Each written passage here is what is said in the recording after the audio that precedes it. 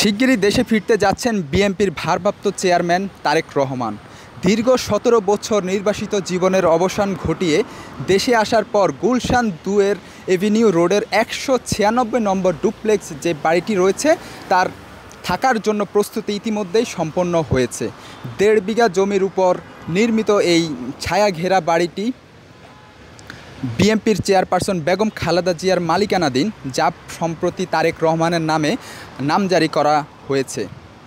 এই বাড়িটি একসময় ভাড়া নিয়ে ব্যবহার করত ব্রিটিশ আমেরিকান টোবাকো বাংলাদেশ, তবে ৬ মাস আগে কোম্পানিটি তা ছেড়ে দেয়।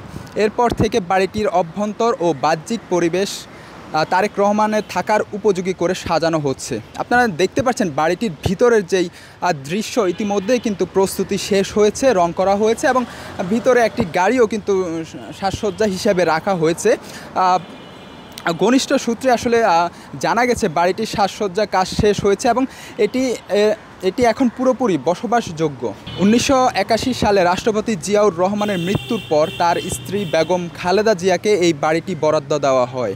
এটি গুলশানে তার বর্তমান বাসভবন ফিরোজার ঠিক পাশেই অবস্থিত। উল্লেখ্য, এর বাহিরে ঢাকা সেনানিবাসের ভেতরেও আরেকটি বাড়ি বেগম খালেদা জিয়াকে বরাদ্দ দেওয়া হয়েছিল। বিগত আওয়ামী লীগ আমলে সরকারের সময় সেনানিবাসের এই বাড়ির যে বরাদ্দ বাতিল করা হয়, বেগম খালেদা জিয়াকে সেখান থেকে আসলে বের করে দেওয়া হয়, যেটি আসলে আমরা দেখেছিলাম। এবং বিএনপির বিভিন্ন স্তরের নেতাকর্মী নিশ্চিত করেছেন নির্বাচন ঘনিয়ে এলে এবং তার তারিখ সুনির্দিষ্ট হলে তারেক রহমান দেশে ফিরবেন। ইতিমধ্যে তার স্ত্রী জোবাইদা রহমান ও লন্ডনে ফেরার আগে বাড়িটি ঘুরে দেখে গেছেন। সরজমিনে ১৯৬ নম্বর বাড়ির সামনে গিয়ে দেখা যায় সাদা রঙের দোতলা ছায়া ঘেরা বাড়িটির বহিরাঙ্গন বেশ পরিপাটি। দলীয় সূত্রে জানা গেছে বাড়ির ভেতরেও অত্যন্ত নান্দনিকভাবে সাজানো হয়েছে। নিরাপত্তা নিশ্চিত করতে বাড়ির বাউন্ডারির উপরের অংশ বাড়তি লোহার অংশ ব্যবহার করা হয়েছে। জানা গেছে আধুনিক সুবিধা সম্পন্ন ও ভবনে রয়েছে ৩টি শয়নকক্ষ, একটি বিশাল ড্রয়িং এবং লিভিং রুম এবং একটি সুইমিং পুলও কিন্তু এই বাড়ির ভিতরে আসলে রয়েছেন। আমরা যে বাড়িটি এখন দেখানোর চেষ্টা করছিলাম, এই মুহূর্তে আসলে বাড়ির যেই নিরাপত্তা সেটি কিন্তু আসলে বেশ জোরদার করা হয়েছে এবং বাড়ির দোতলার যে বাড়িটি রয়েছে সেটি কিন্তু আমরা লক্ষ্য করতে পারছি সাদা রং দিয়ে বাড়িটি রং করা হয়েছে। এবং তারা একটি ঘনিষ্ঠ সূত্র আসলে জানিয়েছেন ইতিমধ্যে কিন্তু সকল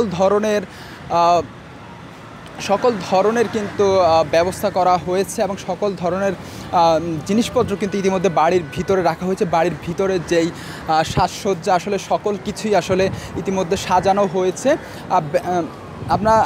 আপনাদের জানিয়ে রাখতে চাই, তারেক রহমান আসলে নির্বাচনের আগেই ফিরবেন বাংলাদেশে এবং তিনি ফিরে এসেই কিন্তু এই বাড়িটিতে উঠবেন, যেখানে ১৯৬ নাম্বার যে বাড়িটি রয়েছে সেই বাড়িটিতে তিনি উঠবেন। এবং এটি কিন্তু বেগম খালেদা জিয়ার যে বাসভবন ফিরোজার ঠিক পাশেই অবস্থিত। পাশের যেই বাড়িটি সেটি কিন্তু আসলে ১৯৬ নম্বর বাড়ি, যেখানে তারেক রহমান উঠবেন।